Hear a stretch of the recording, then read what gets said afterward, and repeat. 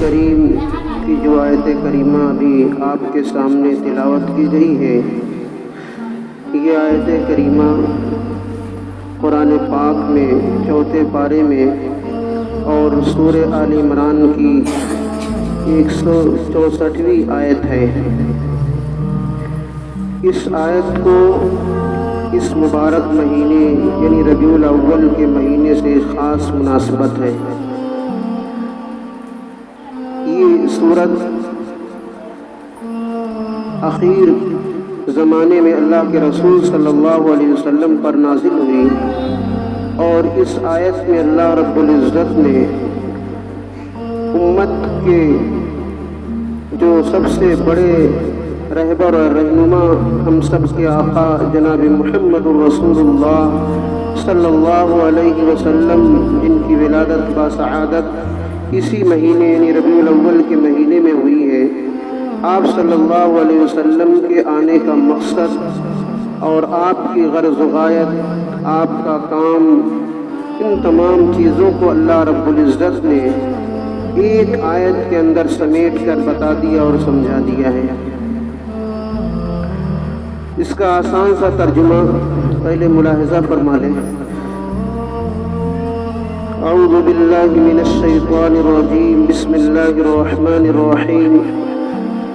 لقد من اللہ علی المؤمنین اذ بعث فیہم رسولا من انفسہم یتلو علیہم آیاتہ ویزکیہم ویعلمہم الکتاب والحکمہ وإن کانوا من قبل لفی ضلال مبین۔ لقد کے معنی ہوتے ہیں تاکید کے، یقیناً، حقیقتاً، بے شک۔ کسی بات کو جیسے ہم اپنی اردو زبان میں تاکید کے لیے استعمال کرتے ہیں، تو اپنے زبان میں جو اس وقت جو الفاظ استعمال ہوتے ہیں تاکید وہ الفاظ استعمال کرتے ہیں۔ مثلاً کسی بات کی تائید کرانی ہو تو ہم یہ لفظ استعمال کرتے ہیں، حقیقتاً میں نے یہ کام کیا ہے، اس میں کوئی شک نہیں، میں نے ہی یہ کام انجام دیا ہے، اپنی بات کی تائید کے لیے۔ کیونکہ اللہ رب العزت نے بھی اپنی بات کی تائید اسی انداز سے کی ہے، کیونکہ قرآن کریم یا دین فطرت سلیمہ پر نازل کیا اللہ رب العزت نے۔ انسان کی جیسی فطرت ہے اسی انداز سے اللہ رب العزت نے بندوں کو مخاطب کیا ہے، وہ کہ ہماری اور آپ کی زبان میں اللہ رب العزت نے خطاب فرمایا ہے۔ جب اس سے ہم اپنی بات کو کسی بات کی تائید کے لیے، کسی بات کو تاکید کے لیے کہتے ہیں تو وہ جملہ استعمال کرتے ہیں کہ میں نے یہ کام حقیقتاً، واقعتاً میں نے ہی کیا ہے، اس میں کوئی شک نہیں ہے۔ تو اللہ رب العزت بھی اسی انداز سے بیان کر رہا ہے کہ لقد، یقیناً، حقیقتاً، واقعتاً، اس میں کوئی شک نہیں ہے کہ من اللہ علی المؤمنین، اللہ رب العزت نے مومنین پر بہت بڑا احسان کیا ہے۔ مننا یا منو کے معنی ہوتے احسان کرنا، حسن سلوک کرنا۔ اللہ رب العزت کا اس سے بڑا احسان کیا ہوگا کہ ہم جیسے انسانوں کے لیے اللہ رب العزت نے اپنے آخری نبی کا انتخاب کیا، اور وہ نبی جو سید المرسلین اور سید الانبیاء، تمام انبیاء کا سردار، تمام رسولوں کے سردار ہیں، ایسے نبی کا انتخاب کیا ہم سب کے لیے۔ اس سے بڑا احسان اللہ رب العزت کا اور کیا ہو سکتا ہے؟ ہم لوگ کتنے خوش نصیب ہیں کہ اللہ رب العزت نے ہم کو ایسے نبی کی امت میں پیدا کیا ہے۔ اللہ رب العزت کا بہت بڑا احسان ہے، ہم جتنا بھی شکر ادا کریں کم ہے۔ تو اللہ رب العزت یہ بتلا رہے ہیں کہ یقیناً میں نے، یعنی اللہ رب العزت نے مومنین پر احسان کیا ہے۔ کس وجہ سے احسان کیا ہے؟ کیا بات ہے؟ آگے اس احسان کی وضاحت فرمائی کہ احسان کیا ہے۔ اذ بعث فیہم رسولا منہم، جبکہ انہی میں، ان کے اندر انہی میں سے ایک رسول کو بھیجا، یعنی اللہ کے رسول صلی اللہ علیہ وسلم جب اس دنیا میں آئے ہیں وہ بھی عرب کے اندر پیدا ہوئے، اور اللہ کے رسول صلی اللہ علیہ وسلم کے بھی والدین تھے،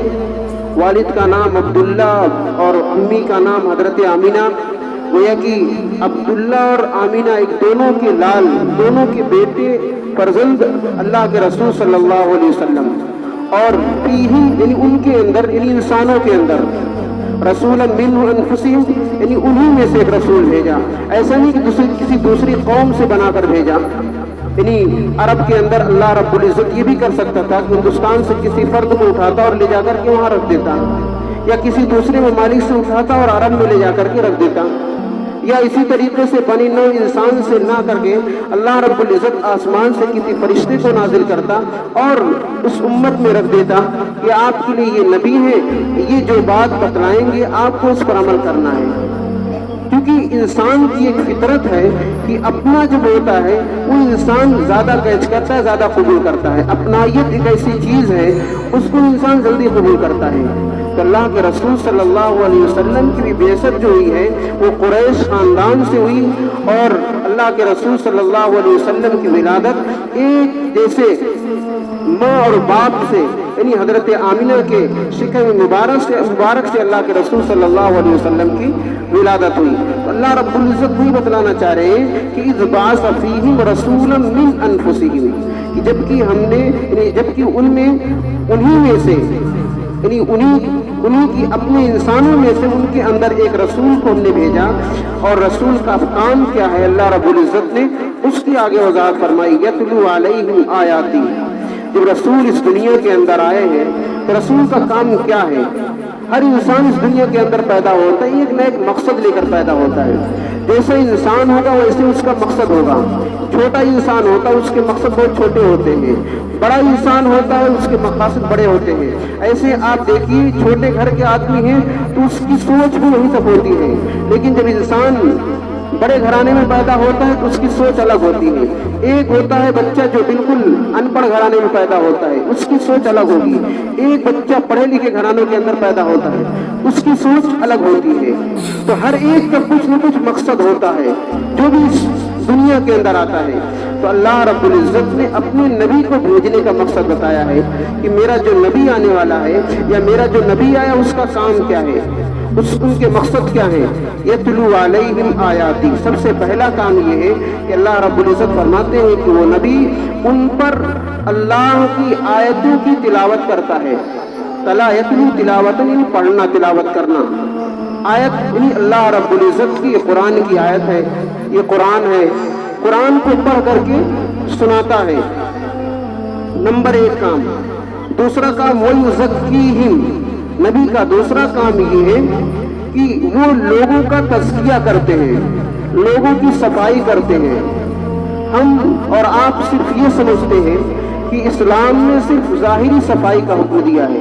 यानी हमारा कपड़ा साफ हो, बदन साफ हो, और इसी तरीके से हम जहाँ रहते हैं वो जगह साफ हो, सिर्फ ज़ाहिरी सफाई है। हालांकि इस्लाम ने ज़ाहिरी सफाई के साथ साथ बातिनी सफाई का भी हुक्म दिया है। तो अल्लाह के रसूल सल्लल्लाहु अलैहि वसल्लम दोनों काम करते थे। ज़ाहिरी सफाई भी अल्लाह के रसूल सल्लल्लाहु अलैहि वसल्लम ने बतलाया कि कौन कौन सी नजासत है, कौन कौन सी चीज़ नापाक होती है, किस चीज़ के लगने से इंसान का बदन नापाक हो जाता है, उसकी सफाई के लिए हमें क्या इस्तेमाल करना है, पानी का इस्तेमाल करना है। पानी नहीं मिलता है तो कभी रगड़ने से और मिट्टी के इस्तेमाल से पाकी हासिल हो सकती है। ऐसे ही दिलों की भी सफाई अल्लाह के रसूल सल्लल्लाहु अलैहि वसल्लम करते थे। ज़ाहिरी सफाई ये हो गई, ज़ाहिरी गंदगी ये होगी कि इंसान के बदन पर कोई नजासत लग गई, पेशाब लग गया, पाखाना लग गया, शराब लग गई या खून लग गया, ये ज़ाहिरी नापाकी है। बातिनी नापाकी क्या है? इंसान के दिल के अंदर शिर्क आ गया, बिदात आ गई, गैरुल्लाह से मांगने का एक जज्बा पैदा हो गया और अल्लाह से अलावा दूसरे से होने का यकीन पैदा हो गया। यानी रोजी अल्लाह के अलावा कोई और देने वाला है, औलाद अल्लाह के अलावा और कोई दे सकता है, या अल्लाह का कोई भाई है, या अल्लाह का कोई और बराबरी वाला करने वाला है जो अल्लाह पर भी गालिब है, या अल्लाह से झगड़ने वाला है। ये सारी चीजें अल्लाह के साथ शिर्क है, ये बातिनी नजासत है। अल्लाह के रसूल सल्लल्लाहु अलैहि वसल्लम ने इसकी भी सफाई की। वयुज़क्कीहिम, अल्लाह रब्बुल इज़्ज़त ने ताकीद के साथ फरमाया कि नबी का काम ये है कि वो तो मेरी आयतों की तिलावत करते हैं, दूसरा काम ये है कि इंसानों की सफाई और सुथराई भी करते हैं, चाहे वो ज़ाहिरी सफाई हो चाहे बातिनी सफाई हो। ज़ाहिरी सफाई में ज़ाहिरी नजासत है, पेशाब है, पाखाना है, खून है, या इसी तरीके से बातिनी सफाई ये है कि दिल के अंदर भी साफ और सुथरा हो, دلوں میں نجاست نہ ہو، شرک کی نجاست، بدعت کی نجاست اور دوسرے غیر اللہ سے ہونے کی نجاست، ان ساری چیزوں سے بھی صفائی اور ستھرائی کا خیال کرتے ہیں۔ کیونکہ اللہ کے رسول صلی اللہ علیہ وسلم جب اس دنیا میں آئے تھے، ہم سب جانتے ہیں اللہ کے رسول صلی اللہ علیہ وسلم ربیع الاول کے مہینے میں مکے کے اندر پیدا ہوئے تھے، عرب کے اندر پیدا ہوئے تھے، اور اللہ کے رسول صلی اللہ علیہ وسلم کے زمانے میں یا آج بھی ہم سب کے زمانے میں سب سے محترم اور سب سے پاکیزہ جگہ خانہ کعبہ ہے، اللہ رب العزت کا گھر ہے۔ اس وقت بھی محترم تھا، لیکن اس گھر میں 360 بت رکھے ہوئے تھے، اور ان بتوں سے وہ لوگ مانگتے تھے اور یہ کہتے تھے کہ ہم اللہ کی عبادت بھی کرتے ہیں لیکن یہ اللہ کے ساتھ شریک ہے، یعنی اللہ رب العزت نے سارے کام، کچھ کام ان کے حوالے کر دیے۔ مثال کے طور پر یہ بارش برسانے کے معبود ہے، فلاں روزی دینے کا معبود ہے، فلاں جو ہے بیماری سے شفا دینے والا ہے، فلاں معبود ایسا ہے جو کہ ہماری جنگوں کو فتح دلانے والا ہوتا ہے، فلاں معبود ایسا ہے کہ ہمارے کام کو بنانے والا ہے۔ یعنی وہ اللہ کو مانتے تھے، لیکن اللہ کے ساتھ ساتھ ان معبودوں کو جو 360 بت رکھے ہوئے تھے ہر روز کے، تو ان سے یہ کہتے تھے کہ یہ اللہ کے شریک ہیں، یہ بھی اللہ کے ساتھ مل کر کے اللہ نے اپنے کاموں کو بانٹ دیا ہے اور ان کے حوالے کر دیا ہے۔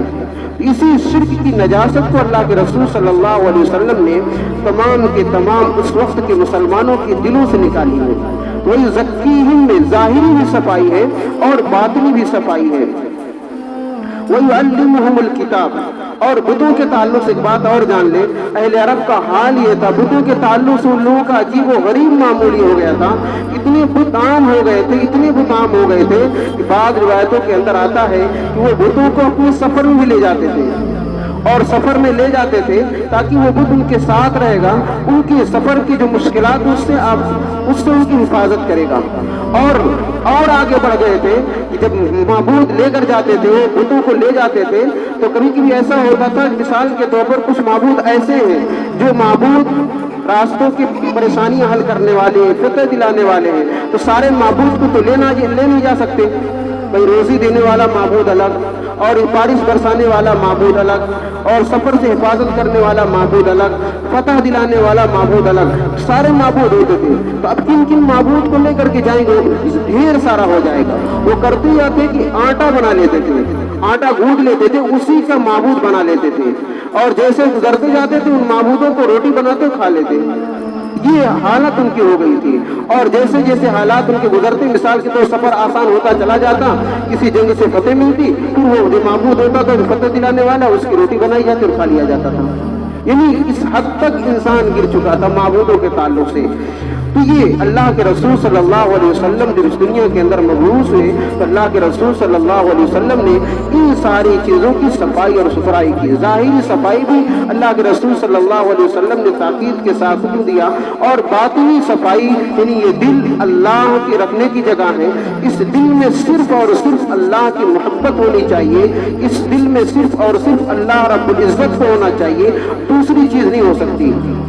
اور دوسری چیز اگر آپ رکھیں گے اور اس طریقے سے اللہ کے ساتھ دوسروں کو بٹھائیں گے، گویا کہ یہ اللہ رب العزت کے ساتھ شرک ہے۔ جیسے کہ اللہ رب العزت نے فرمایا، اللہ کے رسول صلی اللہ علیہ وسلم نے، ان اللہ لا ينظر الى اجسادکم ولا الى صورکم ولکن ينظر الى قلوبکم۔ اللہ تعالیٰ انسان کے جسموں اور صورتوں کو نہیں دیکھتے، اللہ کی نگاہ تو انسان کی دلوں پر ہوتی ہے۔ تو دل جتنا صاف ہوگا اتنا ہی انسان اللہ کے نزدیک قریب سے قریب ہوتا چلا جائے گا۔ اور انبیاء کا کام پہلا یہی تھا کہ انہوں نے سب سے پہلے انسان کے دل کی صفائی کی، دلوں کو پاک کیا، دلوں کو صاف کیا ہے، تاکہ جب دل صاف ہو جائیں گے، دلوں سے گندی نجاست نکل جائے گی، شرک کی نجاست نکلے گی، بت پرستی کی نجاست نکلے گی، غیر اللہ سے ہونے کا یقین غیر اللہ سے ہونے کا جب یقین نکل جائے گا تو ظاہر سی بات ہے صرف اور صرف اس کا دل چمکتا ہوا نظر آئے گا اور اللہ رب العزت کی محبت اس دل میں آئے گی۔ تو یزکیہم، یعنی انبیاء علیہ الصلوۃ والسلام، اللہ کے رسول صلی اللہ علیہ وسلم کا کام کیا ہے؟ دوسرا کام یہ کہ وہ لوگوں کا تزکیہ کرتے ہیں، دلوں کی صفائی کرتے ہیں۔ وَيُعَلِّمُهُمُ الْكِتَابَ وَالْحِکْمَةَ، اور اللہ کے رسول صلی اللہ علیہ وسلم کا کام کیا ہے؟ وَيُعَلِّمُهُمُ الْكِتَابَ، کہ وہ ان کو کتاب سکھلاتے ہیں۔ کتاب یعنی قرآن کریم، اللہ رب العزت نے جو قرآن آپ پر نازل کیا تھا اللہ کے رسول صلی اللہ علیہ وسلم ان کو پڑھ کر کے سناتے تھے اور پھر اس میں احکامات ہوا کرتے تھے، اس میں فضائل بھی ہوتے تھے اور اس میں اللہ رب العزت کے حکم بھی ہوا کرتے تھے، مسائل بھی ہوتے تھے۔ جیسی ضرورت ہوتی تھی اللہ رب العزت نے قرآن کریم کو ویسے ہی نازل کیا ہے۔ ایک بیگ آسمان سے دنیا میں نازل نہیں کیا، بلکہ حالات اور وقت کے اعتبار سے جس چیز کی ضرورت ہوا کرتی تھی اللہ رب العزت نے ان آیتوں کو اسی اعتبار سے نازل کیا ہے۔ مثال کے طور پر سب سے پہلے اللہ کے رسول صلی اللہ علیہ وسلم نے صرف اس کی دعوت دی، قولوا لا الہ الا اللہ تفلحون، یعنی صرف اللہ کی وحدانیت کا اقرار کرو، اللہ کو ایک مان لو، اللہ کو ایک جان لو، تم کامیاب ہو جاؤ گے۔ اللہ کے رسول صلی اللہ علیہ وسلم نے تقریباً اس پر 10 سال تک محنت کی، یا اس سے کچھ دن تک، کئی سالوں تک محنت کیا۔ پھر اس کے بعد اللہ رب العزت نے نماز کو فرض قرار دیا۔ پھر اس کے بعد جب نماز لوگوں کے اندر شوق آ گیا، لوگ دین پر عمل کرنا شروع ہو گئے، پھر دھیرے دھیرے اللہ رب العزت نے پھر روزے کو فرض قرار دیا، اور پھر اس کے بعد جب روزے کی فرضیت آ گئی لوگوں نے روزے پر عمل کرنا شروع کیا، لوگوں کا ذہن اور دماغ اسلام پر اور مضبوط ہو گیا۔ پھر اللہ رب العزت اور اس طریقے سے لوگوں کے پاس مال آنے لگے، اللہ رب العزت نے جب دیکھا کہ مسلمان مالدار ہونے لگے، ان کے پاس مال آنے لگا، اللہ رب العزت نے زکوٰۃ کو فرض قرار دیا۔ پھر اس کے بعد اللہ رب العزت نے حج کو فرض قرار دیا۔ یعنی اسی طریقے سے پہلے شراب حرام نہیں تھی، لوگ شراب بھی پیتے تھے اور نماز بھی پڑھتے تھے، لیکن جب شراب پی کر کوئی غلط کام کرے گا انسان، کوئی کام کرے گا، نماز پڑھے گا، تو نماز صحیح نماز نہیں ہوگی۔ بعد روایت کے اندر آتا ہے کہ بعض صحابہ کرام نے جب نماز پڑھنی شروع کی تو نماز میں غلطیاں کرنے لگے، کیونکہ نشہ۔ اس وقت اللہ رب العزت نے قرآن کریم کی آیت نازل فرمائی کہ لا تقربوا الصلاۃ وانتم سکارى، سنو نماز کے قریب مت جانا اس حال میں کہ جب تم نشے میں ہو، نشے کی حالت میں گویا کہ شراب کی حرمت اللہ رب العزت نے نازل فرمائی۔ ڈائریکٹ ایک بیگ پورے احکامات کو نازل نہیں کیا، اس لیے کہ انسان کی یہ فطرت ہے کسی بھی چیز کو بیک وقت قبول نہیں کر سکتا۔ آپ دھیرے دھیرے اس پر محنت کریے،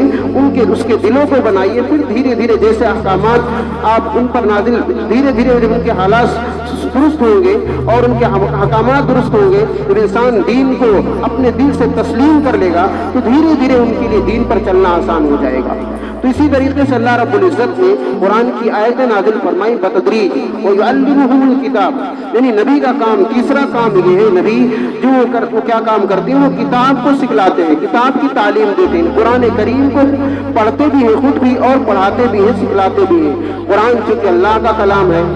اور یہ عربی زبان میں ہے، ہمارے نزدیک ہمارے اندر یہ چیز کمی آئی ہے کہ ہم قرآن کریم کو صرف لفظی طور پر پڑھتے ہیں،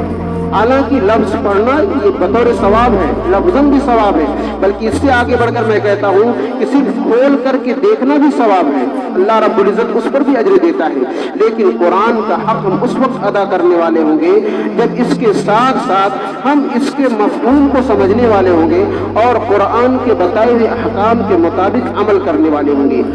تو میری ماں اور بہنوں، یہ ہمارے لیے ضروری ہے کہ قرآن کریم کے احکامات پر عمل کرنا۔ آج ہمارے درمیان بہت ساری چیزیں ایسی رائج ہو گئی ہیں جس کا نہ قرآن سے کوئی تعلق ہے نہ احادیث سے تعلق ہے،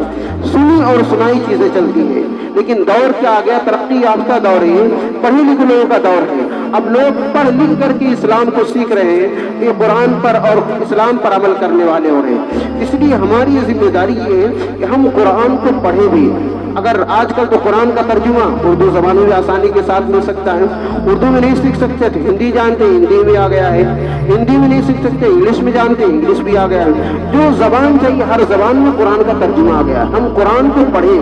جو نہ سمجھ میں آئے اس کے جانکار سے پوچھیں اس کا مفہوم نہیں سمجھ میں آ رہا ہے۔ تو نبی کا کام تیسرا یہ تھا، وَيُعَلِّمُهُمُ الْكِتَابَ،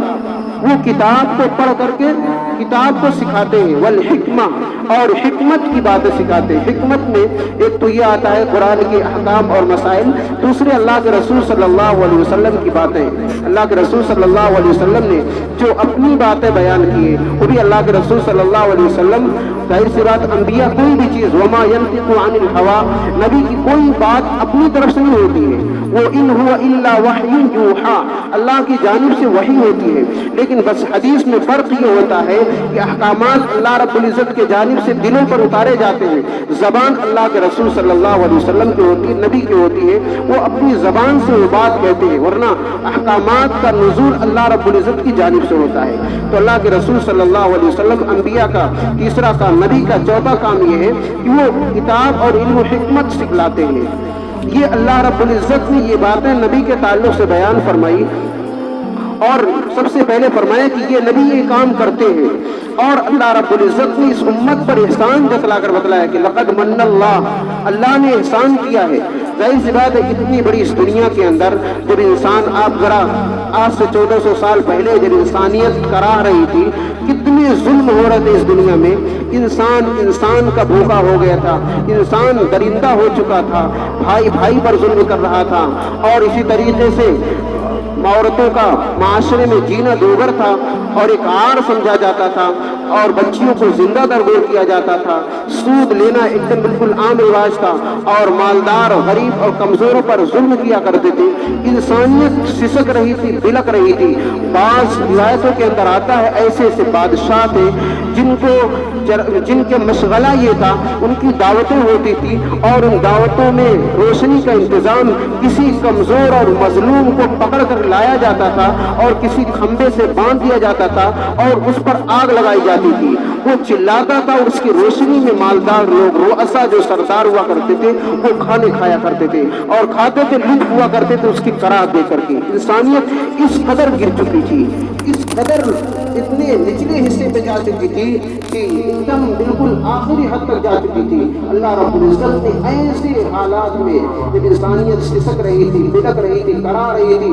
انسان کے خون کا پیاسا ہو گیا تھا، اللہ رب العزت نے ایسے دور میں اپنے آخری نبی جناب محمد رسول اللہ صلی اللہ علیہ وسلم کو بھیجا، جس نے اللہ کے رسول صلی اللہ علیہ وسلم نے پوری انسانیت کے اندر برابری کا، مساوات کا، ہمدردی کا، پیار کا، محبت کا ایک پیغام دیا، اور ایسا پیغام دیا کہ وہی قوم، وہی عرب جو ایک دوسرے کے خون کے پیاسے تھے، جو اپنی بچیوں کو زندہ درگور کیا کرتے تھے، جو ایک دوسرے سے جنگ کے لیے 50 سال تک جنگ ہوا کرتی تھی، لیکن جب اسلام آیا، اللہ کے رسول صلی اللہ علیہ وسلم نے قرآن پڑھ کر کے سنایا، قرآن کے احکامات سنائے، قرآن کی تعلیمات کو ان کے دلوں میں بٹھایا، تو وہی مسلمان، آپ تاریخ پڑھیے دیکھیے، وہی مسلمان جب مکے سے مدینے ہجرت کر کے جا رہے ہیں تو ان کے اثار اور اثار کا جذبہ یہ ہے کہ ایک بھائی اپنی زمین دے دے رہا دوسرے بھائی کے لیے، ایک بھائی اپنی جائیداد دے دے رہا دوسرے بھائی کے لیے، ایک بھائی اپنے بھائی کو دوسرا گھر دے دے رہا ہے، یہاں تک کہ ایک صحابی نے تو دوسرے صحابی سے کہا میری 2 بیویاں ہیں، میں ایک کو طلاق دے دیتا ہوں، آپ اس کو رکھ لیجئے، میں ایک میرے ساتھ ایک دوسری رہے گی۔ یعنی یہ انسانیت کی ہمدردی قائم ہو گئی۔ اللہ کے رسول صلی اللہ علیہ وسلم نے جب اسلام کی تعلیم پیش کی، اور اللہ کے رسول صلی اللہ علیہ وسلم نے آخر بتلایا گا بعثت لأتمم مکارم الاخلاق، کہ میری بعثت اس دنیا میں ہوئی ہے صرف اس لیے تاکہ میں اخلاق کے کارنامے کو، اخلاق کی اچھائیوں کو پہنچا سکوں، پورا کر سکوں۔ اسلام میں اللہ کے رسول صلی اللہ علیہ وسلم نے اللہ کے بھی حقوق بتلائے ہیں، اور اللہ کے بندے جو ہیں، عباد اللہ ہے جو اللہ کے بندے، ان کے حقوق بھی بتلایا ہے۔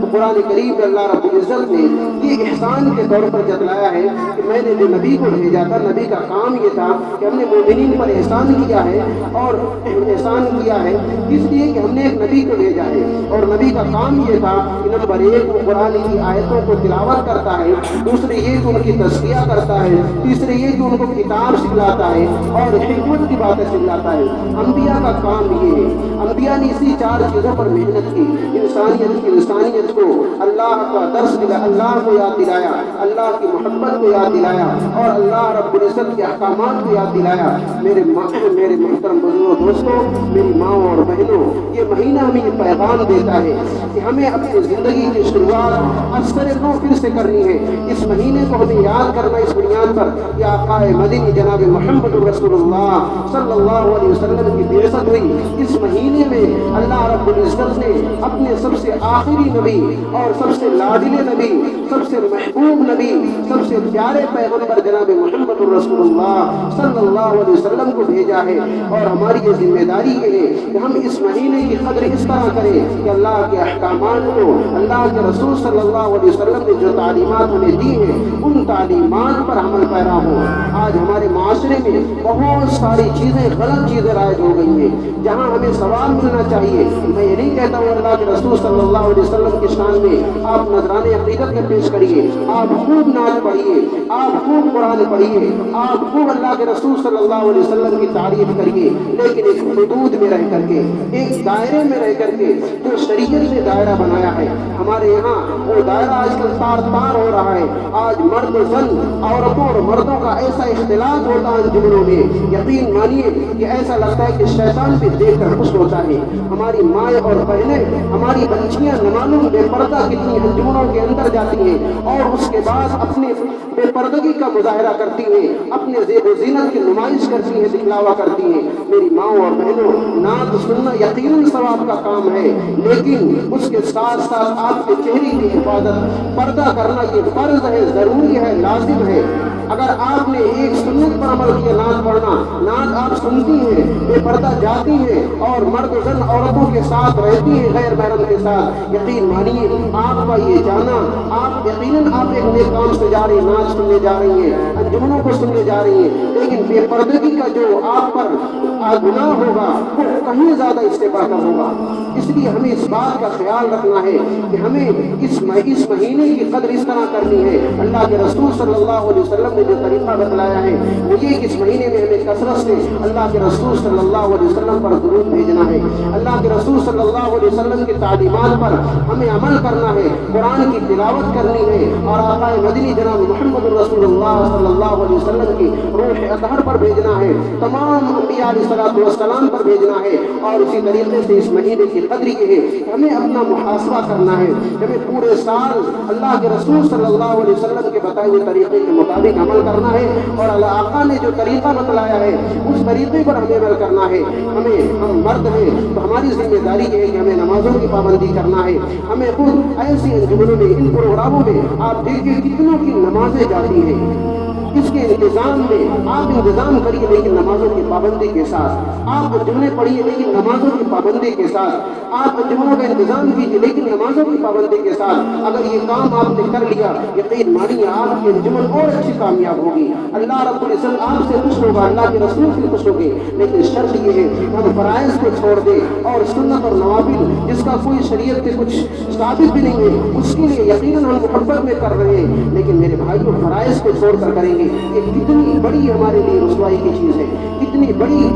کتنے بڑے گناہ کا کام ہے۔ ہم فرض کو چھوڑ کر کے اور ایک غلط کام اور ایک ایسے کام میں ہم مشغول ہو رہے ہیں جس کا کوئی ثبوت بھی نہیں ہے۔ یقیناً آپ نعت پڑھیے، نعت اللہ کے رسول صلی اللہ علیہ وسلم کی تعریف ہے، آپ گھر میں پڑھیے، اپنی عورتوں کو سنائیے،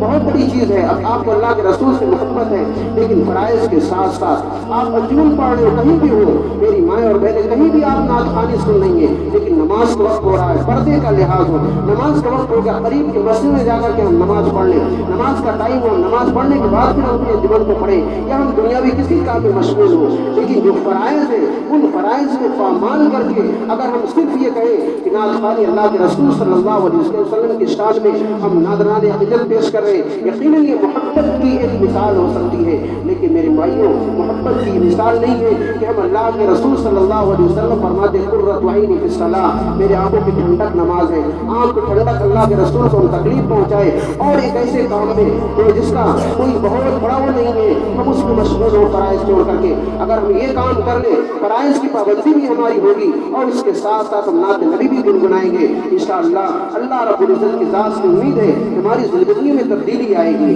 اور خاص طور سے میں اپنی ماں اور بہنوں سے بڑی ادب کے ساتھ درخواست کروں گا کہ آپ سب پردے کا خاص طور سے خیال رکھیں اور اس مہینے کا مقصد یہ ہے کہ ہم خاص طور سے اللہ کے رسول صلی اللہ علیہ وسلم پر درود شریف خاص طور سے جتنا ہو سکے اتنا بھیجے، اور اللہ کے رسول نے جو احکامات بتلائے ہیں اللہ کے رسول صلی اللہ علیہ وسلم ان احکامات پر عمل کرے، اللہ کے رسول کی اطاعت کرے، اللہ کے رسول نے جو احکامات بتلائے ان احکامات پر عمل کرے۔ یہ ہے اللہ کے رسول صلی اللہ علیہ وسلم سے حقیقی محبت، اور تبھی ہمیں اس مہینے کا حق ادا ہوگا۔ اللہ رب العزت سے دعا ہے کہ اللہ ہم سب کو اس مہینے کی قدر کرنے کی توفیق عطا فرمائے، اور آقا مدینہ جناب محمد الرسول اللہ صلی اللہ علیہ وسلم سے سچی پکی محبت عطا فرمائے، اور آپ کی اطاعت ہم سب کو نصیب فرمائے، اور ہم سب کو دنیا کے خرافات سے محفوظ فرمائے، اور اللہ رب العزت ہم سب کو صراط مستقیم پر چلنے کی توفیق عطا فرمائے۔